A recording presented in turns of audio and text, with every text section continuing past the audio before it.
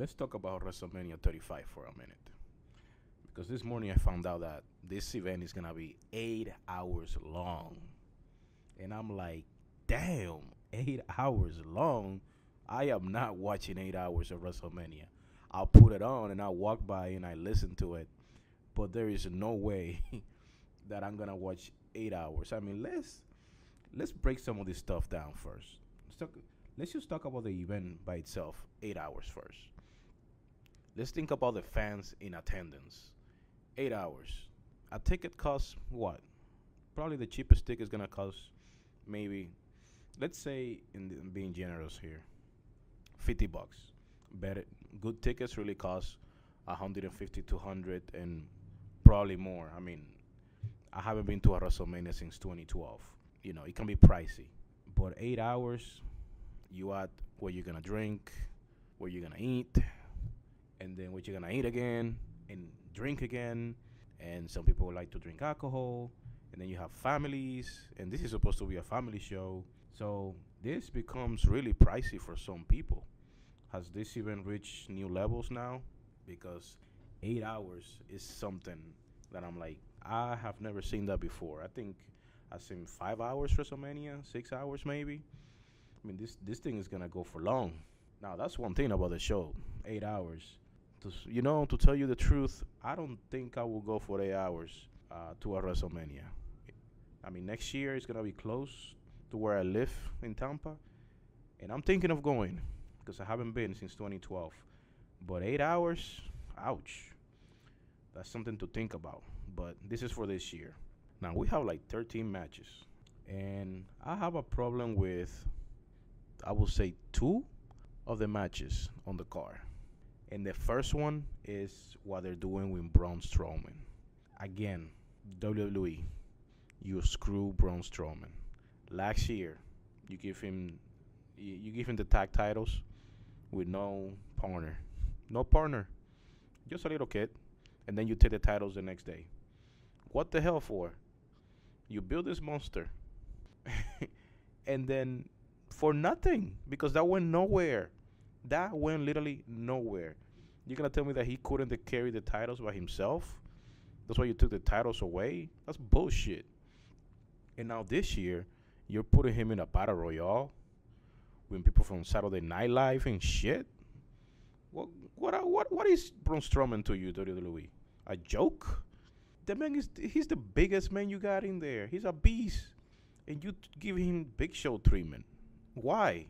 Every time you build this man up to go face Brock Lesnar, we all thought you held him for so long that the people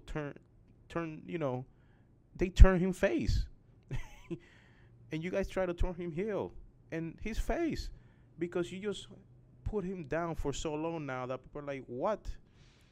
And now you're just going to give him a comedy segment at WrestleMania 35? What is your problem? Why do you do this? I don't understand. Braun Strowman he should have been champion by now. Even if I had dropped the title, but at least one title. Like, you go and face Brock Lesnar like 1,000 times, and every time you find a way to screw him.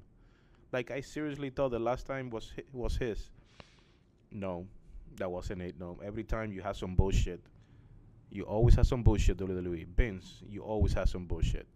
Because I'm pretty sure this is Vince calling the shots here. And I'm like, why? Why? Braun Strowman was doing so good, and he's just getting fucked over right now. Now, the other match I have a problem with is Shane McMahon versus The Miz. It's not the match itself. I'm just like, why is Shane wrestling?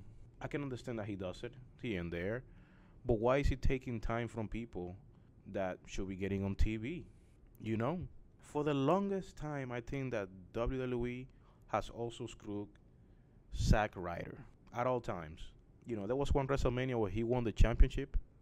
The next night, he dropped it to The Miz on Raw. After that, I don't know who Zack Ryder is. And people were happy that he won it. And that's what I'm talking about here. Shane McMahon gets on the car with The Miz. For what? When you could have other people. I'm not going to say that Shane doesn't put a show, because the man does put a show. But you're trying to improve your product. So you want to develop stars. What the hell are you doing with Shane? What is the Miz gonna get out of this? The Miz is already a star. He's not gonna get bigger than what he already is. He's already held the WWE Championship before. So what? The man has TV, a reality TV show. Like, what is this gonna do for the Miz? Nothing. Shane is Shane. He's already made. So I see nothing. I see nothing out of this match. Yes, it's a anywhere false count. So yeah, I'm sure it's going to be fun. I'm not saying the match will not be fun. I'm saying there is a problem here. You're not doing anything for anybody. It might, it should be entertaining to see it. I'm pretty sure Shane is gonna do some crazy shit. But Shane keeps getting on the car everywhere. When that is time that you're taking away from other people, it could be NXT. It could be people that we haven't seen on TV for a while, like Rusev. Yeah, explain that one to me. That's another one that the WWE screwed. That one got really screwed. I'm glad that Strowman hasn't gotten that low, but this is the stuff that I'm talking about. WWE builds people so high and up, you want everybody to buy in, and then you just pull the plug all the fucking way. I mean, all the way. Those are the two matches that I have a problem with. The rest of the matches, I'm glad that the women's are going to close the show. Now, they just did some weird stuff like this week where Charlotte won the title on SmackDown, and I'm like, what? What is happening here? Is Charlotte going to walk out with her championship from SmackDown?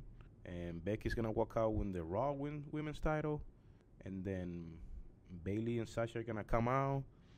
And then we're going to have a 4-on-4 in the next pay-per-view from some girls from MMA or something? I don't know. I'm looking to see how this unfolds for that match.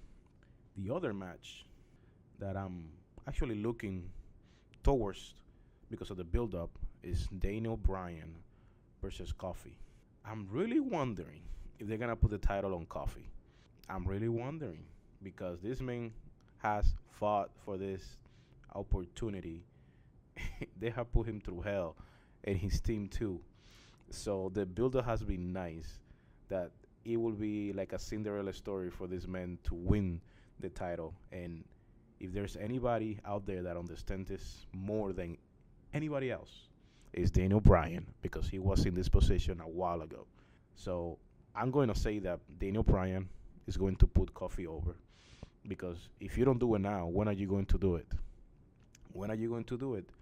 This can probably create a new star, bigger star. Hopefully, if Kofi gets a shot, he can capitalize and, go on to do better and bigger things. The other match that I'm looking forward to is, Triple H versus Batista. I mean, I always like to see the Attitude guys coming back because I'm from that time. I think that should be an entertaining match. It's not going to be your typical high-flying match. So it should be like the old days, and he's gonna whip your ass with my fist. So let's see. Maybe Batista gets what he wants, because this is all built on give me what I want. Give me what I want. I'm surprised it hasn't become a meme yet. So I'm looking to see that match. Now, the match that I'm like about, I'm like whatever, is Brock Lesnar versus Seth Rollins. That match has nothing going for itself. There is nothing going there. It's just boring. And every time I think Brock is going to lose, he never loses. WWE always bends over and gives Brock whatever he wants. I don't know why. It does not make me watch the show more or less. Brock is boring. Paul comes every day and talk all this shit and blah, blah, blah, blah. Reigning, defending. Nobody gives a shit. I don't care. Forget about that. Like, drop the title already. You want to have Brock Lesnar there? You can have him, but he doesn't need to have the title. What is he doing? Adding value? He's never there. So what value are you giving it? Nothing. So take that title away, give it to Seth Rollins, and let the title be visible, because damn, You forget you have a title when people don't show up. So what is the point? You know, nobody gives a shit. And the other matches that are there, they should be okay. Um, I'm really hoping that the Kurt Angle match has a little swing, and that it's not Baron Corbin. The women's tag team. I'll probably watch that. That should be a little entertaining. The United States Championship. You know, they should be able to put a good match. Samoa Joe, I like him. Rey Mysterio, good work there. United States Championship. No, I mean the Intercontinental Championship. That's boring. Uh, Bobby Lashley, that guy's boring. But he's intense. I gotta give him that. He's intense.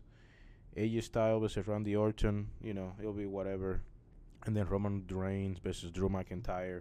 Um, I hope that Drew McIntyre wins this, even though he's been kicking ass for the last weeks.